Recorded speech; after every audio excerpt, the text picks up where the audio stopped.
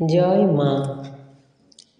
শ্রী শ্রী মায়ের স্মৃতিকথা থেকে এতদিন আমাদের পাঠ চলছিল শ্রী সারদা মা ও মেয়ে।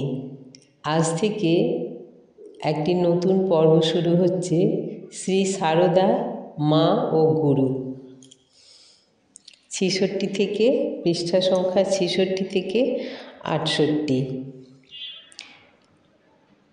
কোনো দিন সন্ধ্যায় একটু পরেই বাহিরে বারান্দায় গিয়া বসিলেন। ভানুপিসি আসিয়া তাহার ছোট মাটির প্রদীপটি নেবাইয়া দিয়া মায়ের পদপ্রান্তে বসিয়া ধীরে ধীরে পায়ে হাত বুলাইয়া দিতেছেন।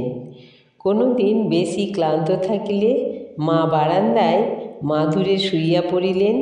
কোনো সন্তানকে একটু হাত বুলাইয়া দিতে বলিলেন। কখনো হাঁটুতে বাতের বেদনা বাড়িয়াছে, একটু রসুন তেল গরম করিয়া মালিশ করিয়া দিবার জন্য স্নেহার্দ্র স্বরে বলিলেন, বাবা আজ পাটা কামড়াচ্ছে বড়, একটু রসুন তেল গরম করে মালিশ করে দাও তো। দুধ রাত্রে সকলেই একটু একটু পায়, কম হইলে মা একটু জল মিশাইয়া বাড়াইয়া সকলকে বাটিয়া দেন। কদাচিৎ কখনো এত কম হয় যে সকলকে কোনো মতেই দেওয়া চলে না, সেদিন রোগী বৃদ্ধ ও শিশুদের তাহা দেন। একটু বেশি হইলে যে সন্তান দুধ খুব ভালোবাসে তাহাকে খাওয়ার পরে ঘরের ভিতর ডাকিয়া আড়ালে চুপি চুপি খাওয়াইয়া দেন। তাহার নিজের আহার পূজনীয় শরৎ মহারাজ, যোগিন মা, গোলাপ মা ও অন্যান্য ঐকান্তিক ভক্ত সেবক সেবিকাগণের আগ্রহ আকাঙ্ক্ষা অনুযায়ী রাত্রে 2-1খানা লুচি ও দুধ। কিন্তু জয়রামবাটিতে তাহাও নিয়মিত জোটে না। ভক্তগণের চেষ্টায় গাই কেনা হইয়াছে, দুধ দেয় যথেষ্ট, আবার প্রয়োজন মতো কেনাও হয়। তথাপি সময় সময় মায়ের জন্য নির্দিষ্ট দুধ কম পড়িয়া যায়, কারণ মা সর্বাগ্রে অন্যের প্রয়োজন মিটাইতে সর্বদাই ব্যগ্র থাকেন। মায়ের বাড়িতে কোনো ছেলে উপস্থিত না থাকিলে মায়ের মনে অভাব বোধ হয়। প্রতীক্ষা করিতেন, পথের দিকে চাহিতেন। আজ উত্তরায়ণ সংক্রান্তি। একটি সন্তান কিছু জিনিসপত্র লইয়া সকালেই মায়ের বাড়ি আসিয়াছেন। মা বিমর্ষভাবে ছিলেন। তাহাকে পাইয়া খুব মুখ প্রফুল্ল হইল। পরম স্নেহাদরে গ্রহণ করিয়া জানাইলেন, এমন দিন পিঠে সংক্রান্তি, পিঠে হয়েছে, একটি ছেলেও কাছে নাই।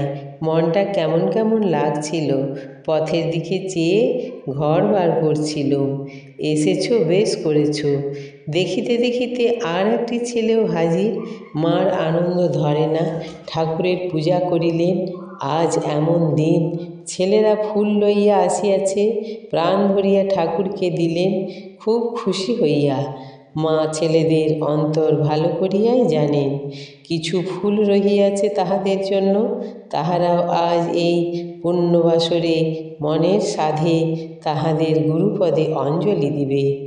মা ছেলেদের সর্ববিধ কল্যাণের জন্য, ভগবানে ভক্তিনিষ্ঠার জন্য সদা উৎকণ্ঠিত, আগ্রহান্বিত। পূজা করিয়াই মা খাটের উপর পশ্চিমাস্য হইয়া বসিয়াছেন, প্রসন্ন বদনমণ্ডলে, স্নেহরসে পূর্ণ, করুণায় স্নিগ্ধ, জ্ঞানে সমুজ্জ্বল। প্রভাত সূর্যের কিরণোদ্ভাসিত সদ্য প্রস্ফুটিত কমলের শোভাকেও যেন ম্লান করিয়াছে। কমলের শোভা অন্তরে আনন্দ দেয় বটে, কিন্তু এই করুণামাখা মুখপদ্ম দেখিবা মাত্র কঠিন তপ্ত হৃদয় তৎক্ষণাৎ দ্রবীভূত ও সুশীতল হয়, পরমানন্দে অন্তর পূর্ণ হয়। মন প্রাণ বুঝিতে পারে, যাহা এতদিন খুঁজিতেছিলাম, খুঁজিয়া খুঁজিয়া হয়রান হইয়াছি, কাঁদিয়াছি, আজ সেই বাঞ্ছিত নিধি পাইলাম।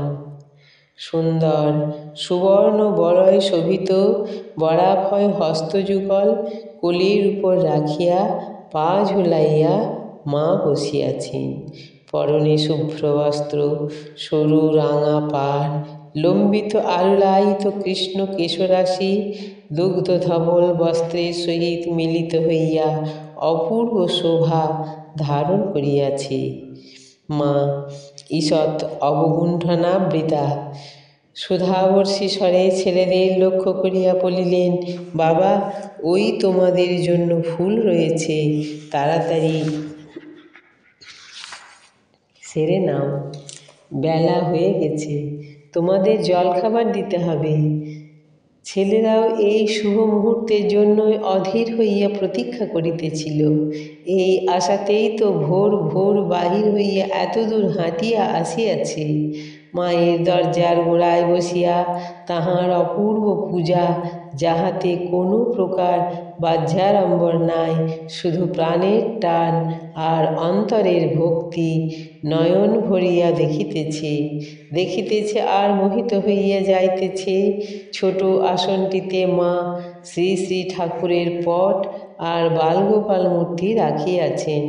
শ্রদ্ধা ভক্তিপূর্ণ হৃদয়ে মা গুরু ইষ্টরূপে সাক্ষাৎ ঠাকুরকে পূজা করিলেন, আর বাৎসল্য রসে পূর্ণ হইয়া গোপালকে ম্লান করাইয়া গোপালকে স্নান করাইয়া সাজাইয়া খাওয়াইলেন। মায়ের চিত্তের অদ্ভুত ভাববিকাশ এই পূজায় পরিলক্ষিত হইল।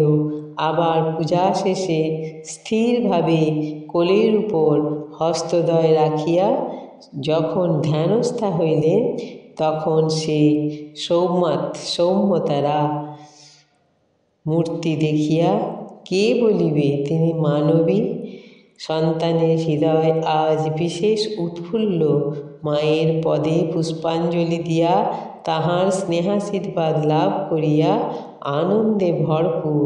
আবার সন্তানের মনমত ফুলটিও মা রাখিয়াছেন। আজ এই পর্যন্ত। জয় মা।